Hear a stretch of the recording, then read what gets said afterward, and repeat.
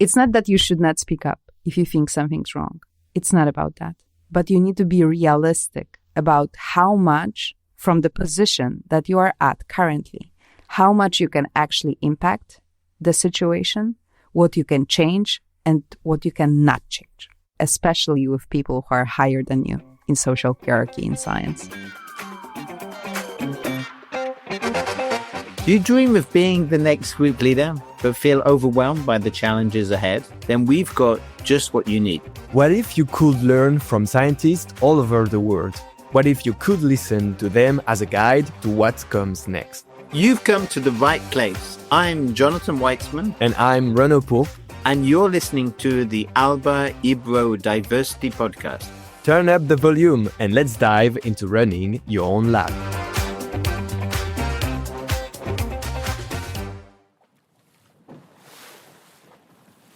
Previously on the ALBA-IBRO Diversity Podcast, we set sail to build a strong crew, a team that rose together towards discovery. But even on the calmest of seas, there's always undercurrents and winds that you can't imagine. So as the captain, how do you manage power dynamics when they arise? How do you find allies when the waters become troubled? In today's episode, we'll navigate the turbulent waters of power, trust, and alliance. We'll see how to spot toxic currents before they sink you or your team, and what solutions you have to find calm waters again. We can learn to navigate a system that already existed when we came on board. So what kind of scientist could you be when the storm starts to rise? The story that I want to tell you about happened when I was a postdoc. This is Alicja Puścian, an assistant professor at the Planck Institute of the Polish Academy of Sciences. She has co-founded and led student and diversity organizations such as Women in Science in Poland and at Yale University. She now promotes global inclusion through the ALBA Network and the Fulbright Commission. I started in the United States. I just came to the new lab at Yale. And there was another postdoc who was way more senior than me. She was well established in the lab, who started bullying me from the get-go. She really had a lot against me and didn't like me to use the equipment that was meant for both our experiments. She didn't want me to change or adjust anything that I needed to be adjusted for my own research work. It was really hard. She was not only harassing me and walking after me, at one point it also got physical. She pushed me. Here is one of the stories about when power dynamics take a dark turn and what it's like to face hostility. Of course, this is just one story. This is why we asked Angeline Dukes, the founding president of Black in Euro, who we met in the previous episode, to help us define what a toxic environment can be.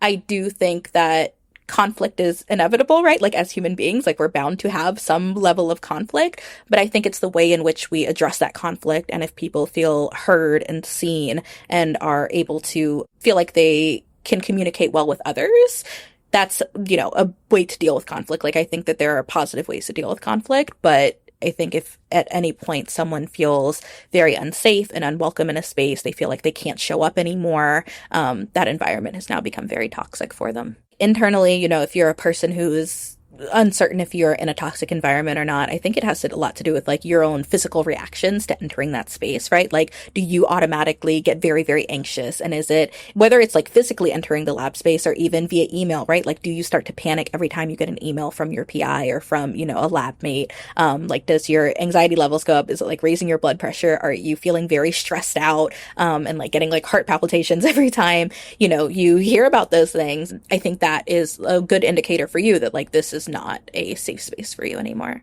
Threatening winds cannot be seen with the eyes, but they can be felt. In the same way, toxic environments may not be very visible. They take many forms, which makes them very difficult to identify. Yeah, so unfortunately, most of the Black and Neuro community members that I've had conversations with at some point in their lives have experienced a toxic environment as a student, as a trainee in a lab, or even their current like work environments. any level of discriminatory, right? Whether it's like racism, sexism, homophobia, transphobia, right? Xenophobia, like to whatever extent. And I think all of those things play a huge role into creating those toxic environments. And I'll be honest, I think to some extent, right, academia is toxic as a whole. Like, I think that we have been confronting that, right? Where just the systems and how it's been built is just not a safe space for most people. Before we can learn to navigate, we must understand the waters we are all sailing. Where do these tides come from? Why do some people move forward so easily while others struggle to stay afloat?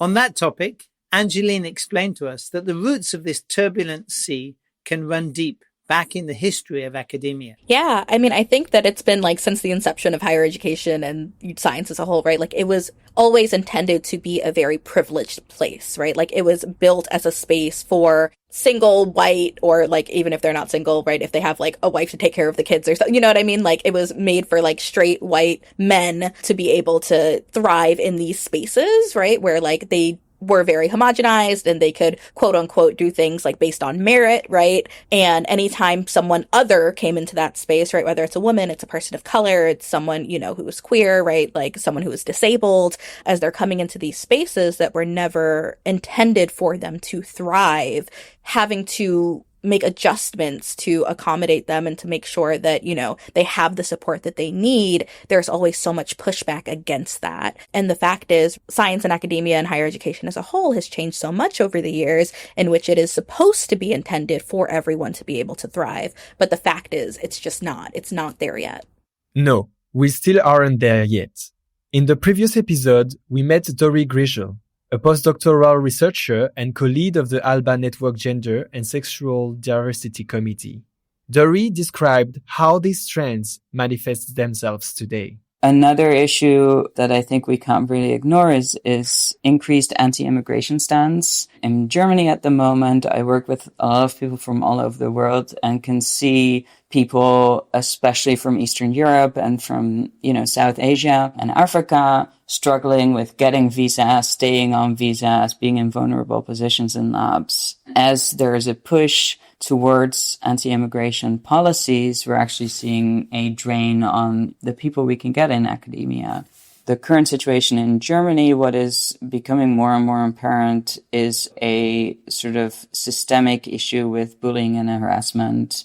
So I don't know if you saw this documentary that came out in Germany about Max Planck and about the harassment, and they interviewed over 40 people, all, sending different types of harassment, bullying. And I think we see this across academia, right? Because of this very hierarchical structure, people remain in power, are allowed to have these behaviors, and sometimes people are being called out and luckily are being fired. But even, in a case like Lawrence Krauss, who very clearly was shown to have sexually harassed people, he then is just hired by another university. This is also a massive issue where, specifically for inclusivity, where especially vulnerable people, so people on visas, are being pushed out by sort of this hierarchical structure. We have a role to play in shaping navigation routes. We have built some parts of them, limited others, and we continue to maintain them today. We know that these few stories are hard to take in. While we love travel stories peppered with adventures, we prefer to contemplate them rather than experience them ourselves. These storms should only exist in fiction, yet they are very real. So hang on tight. We asked our guests what we can do when faced with troubled waters. I cannot say that strongly enough. Think about your safety. There are different situations. Some of them can be really threatening to your not only physical safety, but also psychological safety in a way that is going to impact you for a long time. Don't stay in those situations. I cannot say that more strongly. Even if you're in a dark spot like I was and you keep thinking this is going to end my scientific career, your life, your value as a human being, your integrity is more important than any kind of career that you can have. So if you feel deeply threatened, move away from that environment at all costs possible. But make sure to do it safely for yourself. And having an ally, I think, is a fundamental part of that. Somebody you can rely on, talk to, and ask for help when need be. And one other thing that I would highly recommend, try not to engage in conflicts that don't have to appear on the scene. Sometimes they are just not worth it. And I myself have been in situations many times in my life that I have taken issue with the people who are in the positions of authority, so clearly above me in social structure, that I could not have won. So those were the battles that I had no way of winning at that stage of my scientific career. You got it. Safety first. But even the strongest captain can't face a storm alone. Sometimes you need a lookout, someone else on deck. Angeline has some good advice to help. Absolutely. Yeah. I think from the trainee perspective, I think the most important thing is to find allies and people that are like willing to help advocate on your behalf. You end up questioning, right? Like, did this really happen? Is this like something that's a big deal? Am I overreacting? Should I just brush it off? Right? Like, and getting in your own head, and you can sometimes talk yourself out of it, be like, oh, maybe it wasn't that bad. But when you're actually speaking with other people who have, you know, an outsider perspective from it, it can be helpful to reinforce that, like, no, that was actually a problem. Like, no, this was actually a really big concern, and you should speak up about this, and you should address this because it is a big problem. And maybe it's your PI who's perpetuating some of these and helping create this like toxic environment. Having someone else who can help advocate on your behalf is going to be essential, right? Like having other people that you feel comfortable with talking to about these issues and you know will have your back and are there for you can help you address the problem, because it is intimidating, right? Like it's so scary when you're the one, you know, in that environment, you're feeling so worried, you're feeling very anxious about this. To be able to speak up for yourself requires an immense amount of bravery. And so it can be very helpful to know that you have support and you have allies and you have people that are willing to also help with that. So I would say like that is the most important first step, is to just find other people that you feel comfortable with, that you can talk to and be open with, and who could understand and give you good advice. You do not have to suffer in silence. So there are like specific university resources that you should look for to, you know, be able to have that level of support at the local level. As students and even like as employees, if you're a postdoc or a lab tech, you have resources at the university or at the institution that you're at, right? There are protections for you. You may not be fully aware of them. And like, that's when it's a good time to like talk to HR or talk to the ombudsman or Angeline reminds us that no one needs to sail these waters alone. You can be braver together. But sometimes the harsh reality hits. Alicja remembers a difficult moment from her journey. This was something that I really took very, very hard. And I didn't find an immediate respite into the people in the lab and also in the management of the department. I went to the person who was supposed to be handling all of those conflicts. You know how it goes. There is also always a person assigned to this kind of thing. You should report to them. They should advise you.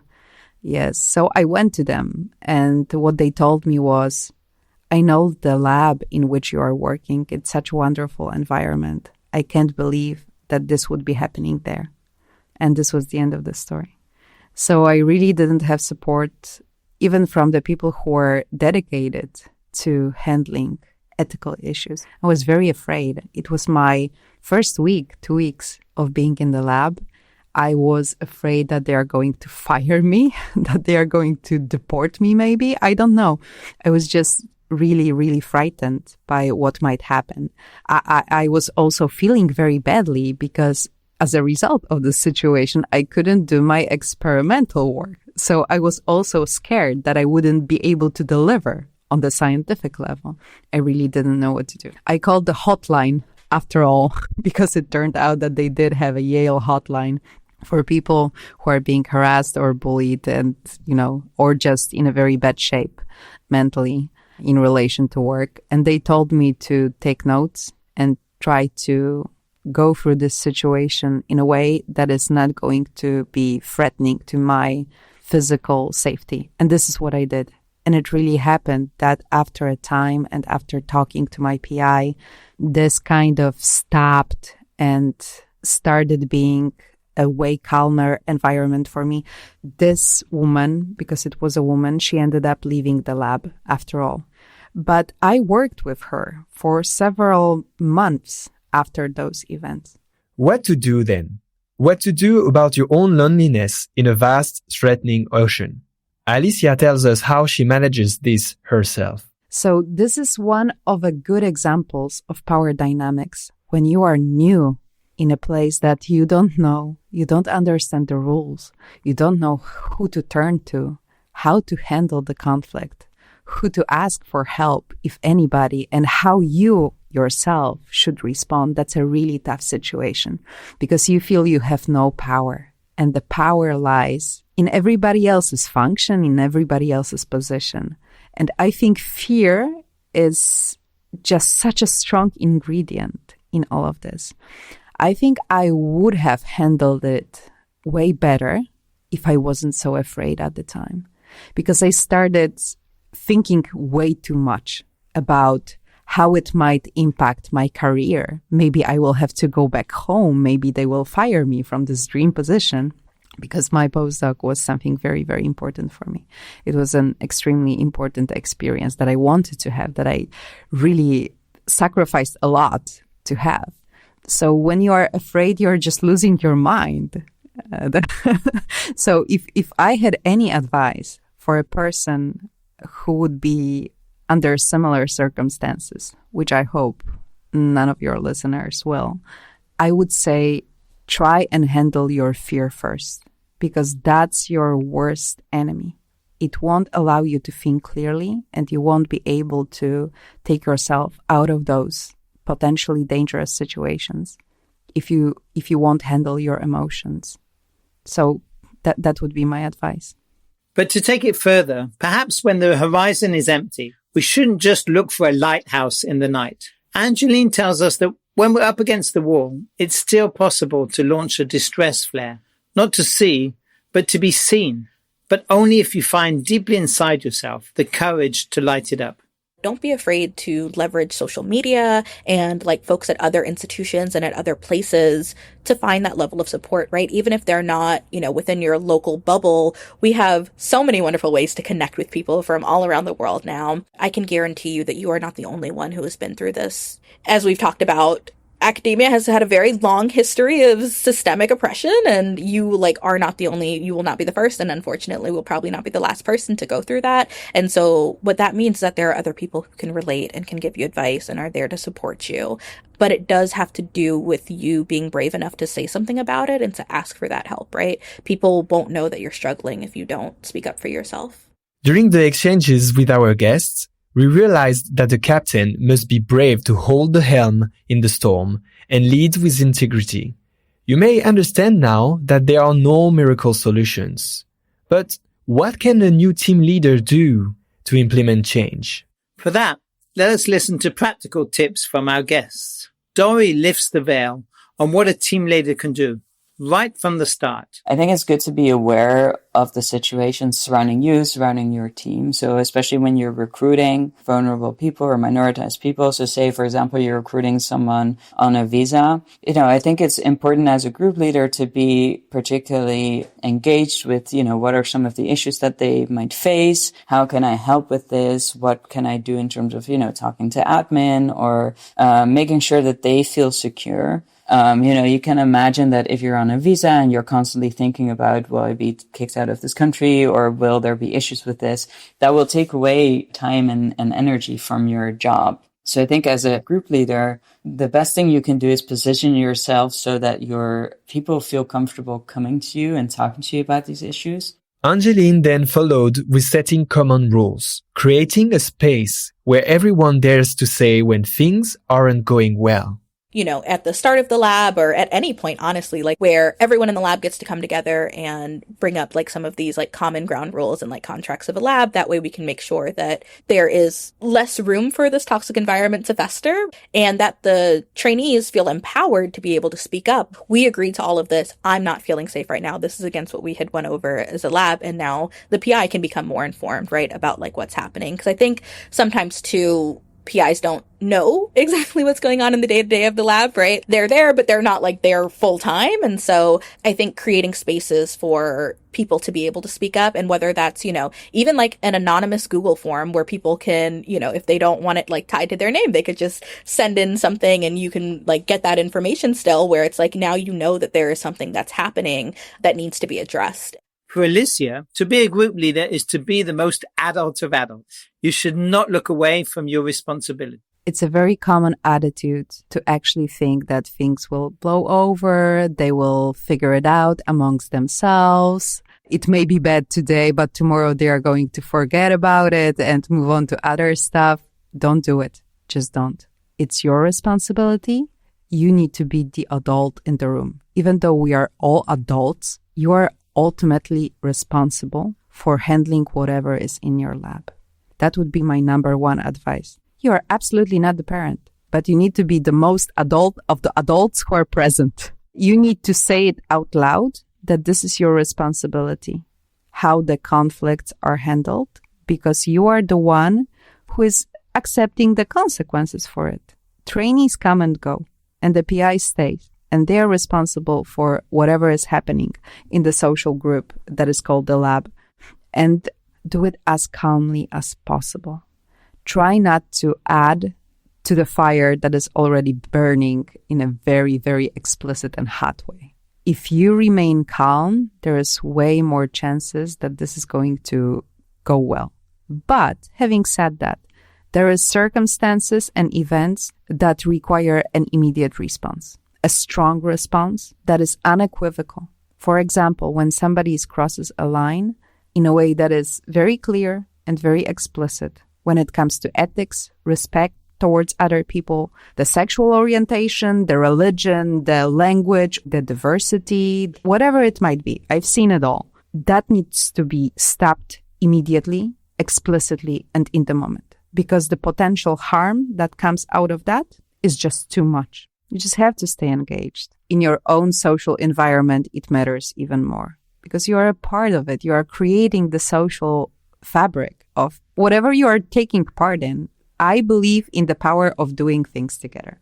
I think people get along way better when they have initiatives they handle together, when they try and organize things, especially for the junior people, for the early career scientists. When you have something in common, even if the cultures are different, you have way higher possibility of influencing other people if you get along well. So the responsibility of a PI, in my mind, would be to really try to understand the colleagues that are so different and try to learn from them also. Not to preach to them in the first place, but figure out what you have to learn from them. And maybe then, when you have a good connection, you can talk about what do you think and how things should be handled in your mind. But it has to be a conversation. No one is saying that taking responsibility is easy. In fact, being brave can put you at risk. But when you decide to take on this responsibility of navigating, you make yourself vulnerable. And it is this vulnerability itself that makes it a courageous act. But let's be honest, not everything rests on the shoulders of the group leader. The team exists in the context of an institution that should share responsibilities. But it's a matter of an institution, and I want to circle back to that, because just like PI is the head of the lab, there is somebody who's the head of the department, and there is somebody who is head of the institution, be that the university or a research institute. And they are the ones who should be making sure that the values or at the forefront of the communication that it produces towards the world are actually being upheld by both the PIs and everybody else who is working within those institutions. If it's not, then something is not okay with the leadership of this institution, and they need to be held accountable for that.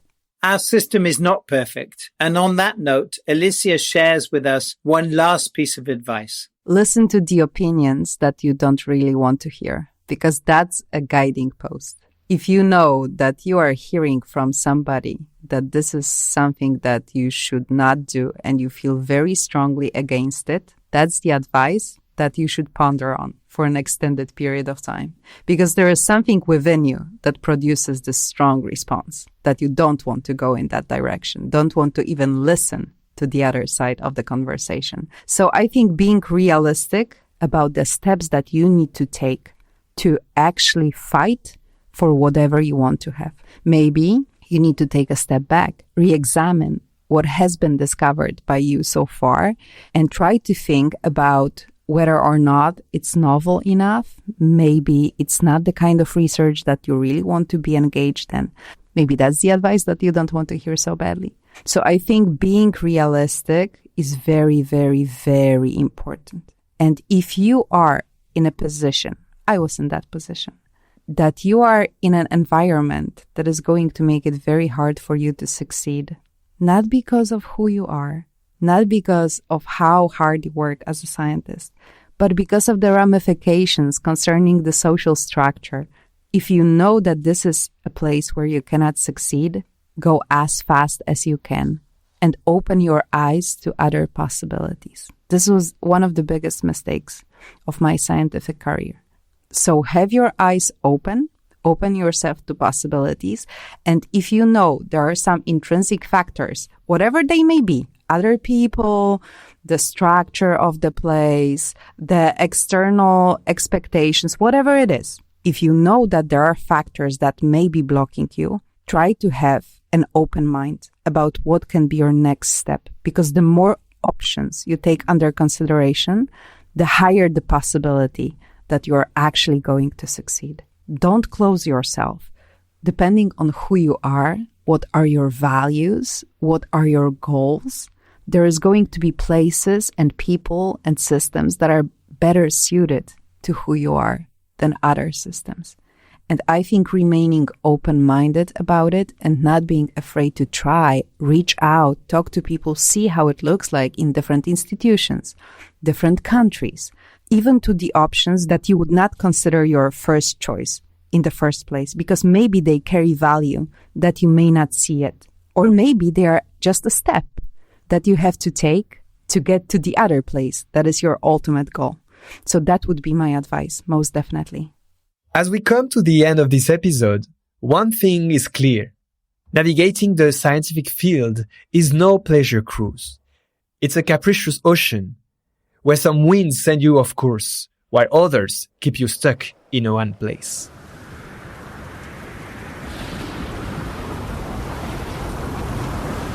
What we have heard here is not just a series of personal stories. They serve to illustrate the complexity of managing a crew and preparing for the ocean. What we described in this episode is only one vision of academia. The reality may be more complex and diverse, but our guests have shared their own experiences and vulnerabilities.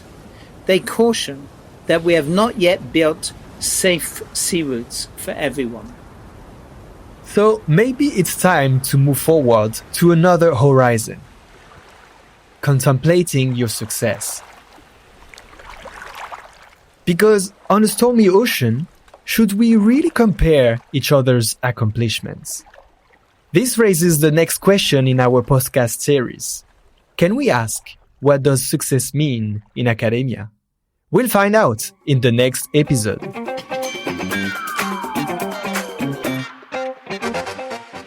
Thank you for listening to this episode, and we thank our guests, Alicja, Dori, Angeline, for sharing their stories and their tips with us.